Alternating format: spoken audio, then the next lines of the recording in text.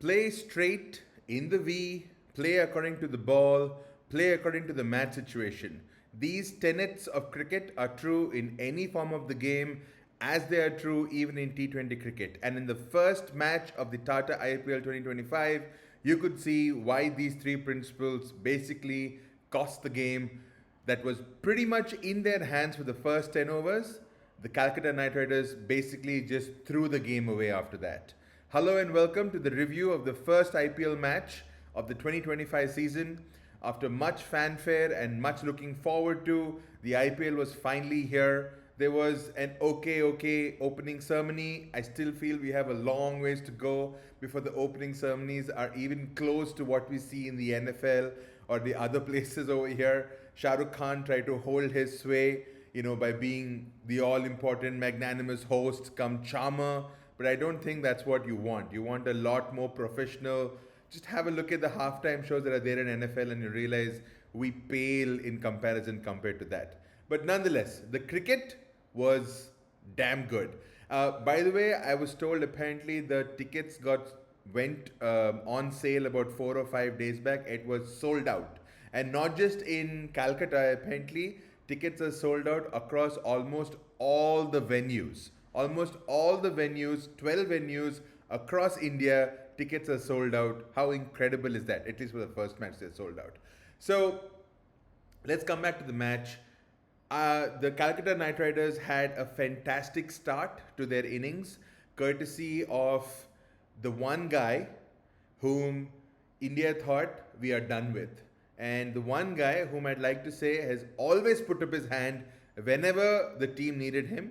He always said, you know what, if nobody else is there to do it, I'll do it. And once again, you could see Ajinkya Rahane as the go-to guy this whole season, in fact. He's the go-to guy for, he's not the fall guy, but he's the go-to guy for Calcutta Knight Riders. Put his hands up, said, you know what, if you're in a captaincy crisis, I'm the one, I'll take it forward. And you have to admire the courage and the humility with which he's come in. He's the lowest paid captain by far. I think he was bought for 1.5 crores or something, and all other captains are 15 crores plus. So you can imagine, someone has to be of zero ego for be able to play like that, but nonetheless.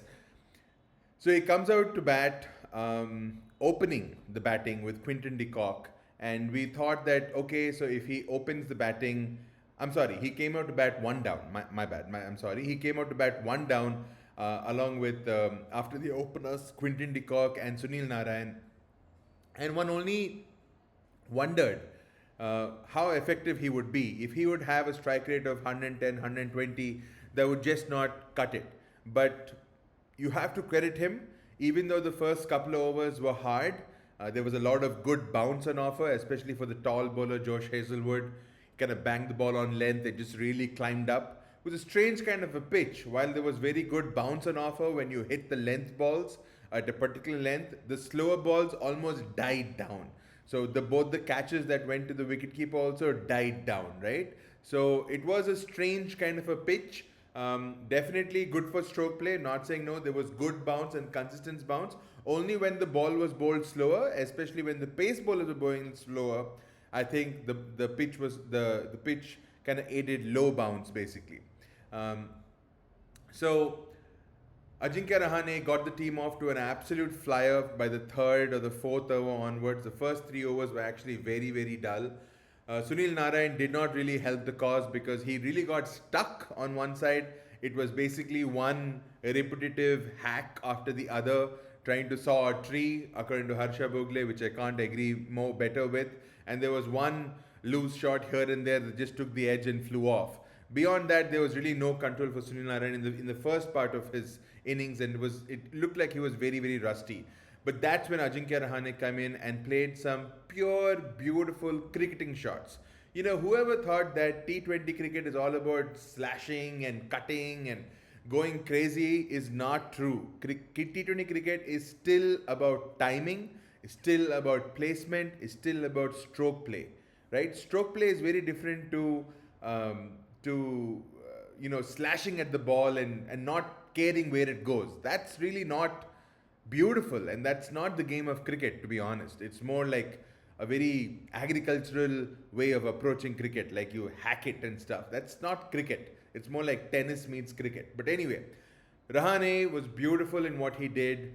The strokes were clean, the strokes were crisp, the timing was fantastic. There were beautiful pickup shots on the onside, on the offside, of the spinners, of the pace bowlers. You wondered why exactly is India not using the services of a person like Rahane, especially in the test arena. A calm head, a guy who's capable of so much finish, so much finish, so much of poise, so much of stroke play. Why isn't he still playing for India? You'd always wonder. But that's the way things are. India has a happy problem of having too many options, but maybe they can have a look at him on the test side actually.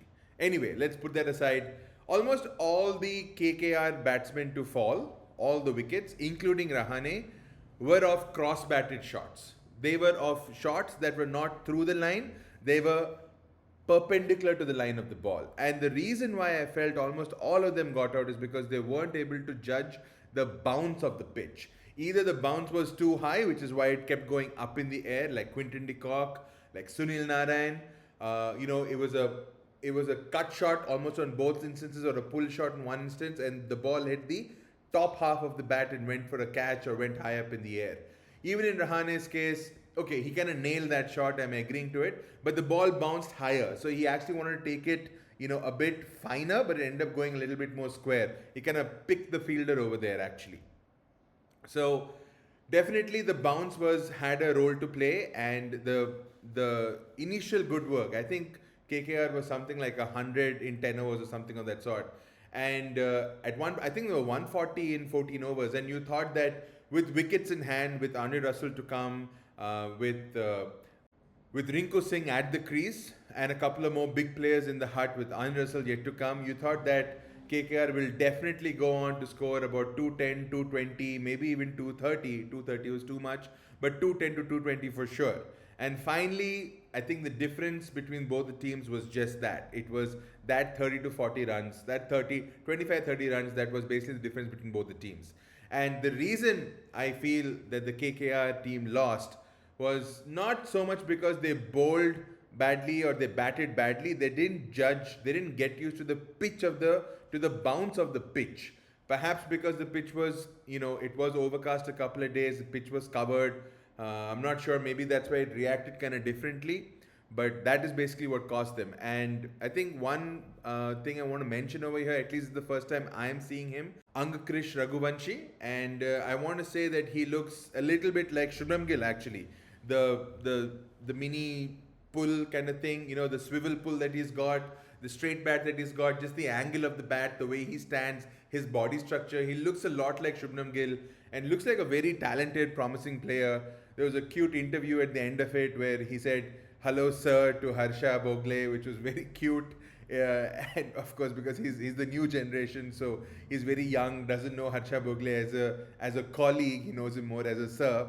That was very cute. And so at roughly half time, 175 to get, you'd think that, definitely sure they were about 40 runs short, but if they bowled well, you thought that they can, go through, especially with, I still consider a sort of a brittle kind of a batting lineup, that, not brittle, but definitely more reliant on a couple of people batting lineup that RCB has. The bowling, RCB, yes, got off to an absolute flyer, 50 plus. You had Phil Salt really taking the attack to them. I think it was 40 of like 14 balls or something of that sort at 250 strike rate. Virat Kohli just took a couple of balls to get his eye in, but after that he also got going. Trademark shots, his cover drives, his lofted shots over long on, mid on. So it was really nice batting on that side too. But there was a big difference in the bowling between KKR and RCB. So if RCB, especially up front, bowled very well to exploit the bounce, and the spinners just bowled it a little bit back of the length or full length, depending on the situation, to get that spin, I felt KKR did exactly the opposite. Spencer Johnson in his first outing was extremely disappointing. I don't know if it was nerves. I don't know if it was overawed by the situation, the fact that King Kohli is batting on the other side, or Phil Salt on the other hand. But he was like a lamb ready to be massacred, basically. It was just absolute dollies that he was bowling, half length, like full length balls in the slot, and Virat Kohli obliged by taking him for two sixes down the ground. Yes, beautiful shots, but pathetic, horrible bowling. Right when I think it was in the sixth over, already 50, 75 runs had been scored of 5 overs, and when the sixth over started, Harshit Rana came in, and that's when he showed what Josh Hazelwood had shown in the first innings, that if you ball the ball short of a good length, it's very hard to get away on this pitch. And that's exactly what he did. I think the sixth over, the last over of the power play, you would expect for most number of runs. I think it just went for 3 or 4 runs, and that too only singles. So you could see that it was just lack of reading the pitch properly, or not understanding it, or bad planning, or bad strategy. Something which you'd think a seasoned captain like Ajinkya Rahane would know. If your bowler is misfiring, I think you need to go up to him and talk to him and tell him, listen, that's not what we should do. We should have something else in mind. I was surprised with the lines that they were bowling, despite getting massacred by the batsmen like that. And that's what happens when the batsman comes so hard at you. I feel sometimes the best plans you have get put waste, basically, and you don't kind of follow up on those plans. You just kind of fall into the trap. Anyway, so the other good thing that happened for RCB, actually, compared why they found themselves in that situation, is they took a lot of wickets, especially in the middle overs. So I just want to talk about one bowler here who actually bowled very well. Sorry, I'm kind of jumping between two innings like this. But the bowler who actually bowled very well for RCB, yes, Josh Hazelwood bowled 4 overs for very cheap runs and probably took a wicket or two. But that's not the thing. I think the bowler who really turned the tide was someone who actually had a horrible first over. He got smashed for, I think, 21 runs or 20 runs or something. But then he really came back after that. I'm talking about Krunal Pandya. And when I talked about Hardik Pandya before, I always said that he was a very intelligent bowler. And Krunal Pandya, his elder brother, those smarts are there to be seen. Okay, so Venkatesh Iyer was on strike, batting like a 1980s, 1990s, 1970s, 1980s West Indies great without the helmet and stuff. And he's like, "Kya kar raha re tu helmet ke bina batting kar raha mere pe bol ke fart bol ke he balls a bouncer."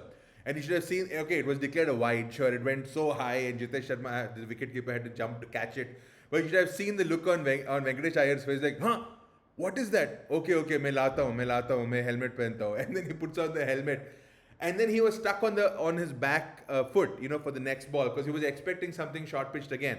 But this is where the clever smarts come in. After bowling that short ball, he just kind of threw one up straight, and he didn't just go full. He went fast. He went really fast and full. I thought it was a seam-up ball, but it wasn't a seam-up ball. It just didn't spin much. It was actually like a really fast leg spin, of course, because his left-handed comes as an off spin. So Venkatesh Iyer was completely castled, especially the ball coming in, because he's left-handed over there. So completely castled, bamboozled him, and that was the second over of Krunal Pandya. So it was the second over, third over, and fourth over. Every single over that he came into ball, there was a wicket to be taken. Really smart bowling. If the first over was very insipid, he just kind of put the ball over there, hoping for the best. Again, not much pace variation in the first over, not much line variation. He was just there and he was getting massacred. In the second over onwards, he understood the assignment on hand. He realized that he needed change, and that's exactly what he brought about. So really, I think the game changer for last match was definitely Krunal Pandya. Let's talk a minute about Rajat Patidar. It's the first time that he's taking on captaincy. Of course, it's like Dhoni being being around and Gaikwad being captain. Everybody knows that Dhoni is going to get the captain preferential treatment. I think much the same way, that kind of situation is there between Kohli and Patidar. Patidar definitely could not have got the job without the blessings of Kohli and the support of Kohli, and that was there to be seen. But it was very important for Patidar also to hold his own. Now, we've been told and we've seen it that he's a very, very good batsman, especially against the spin bowlers.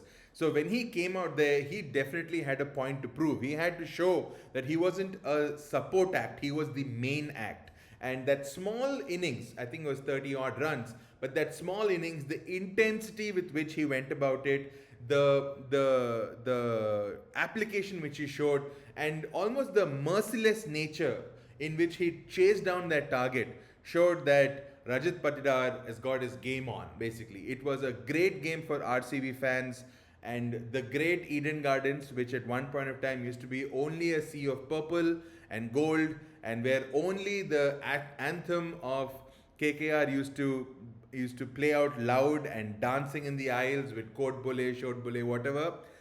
I was surprised that in that kind of a place, King Kohli, RCB still held its ground, not just in the aisles of the stand, but on the ground as well. That was a fantastic start to the IPL season. Can't wait for the second one.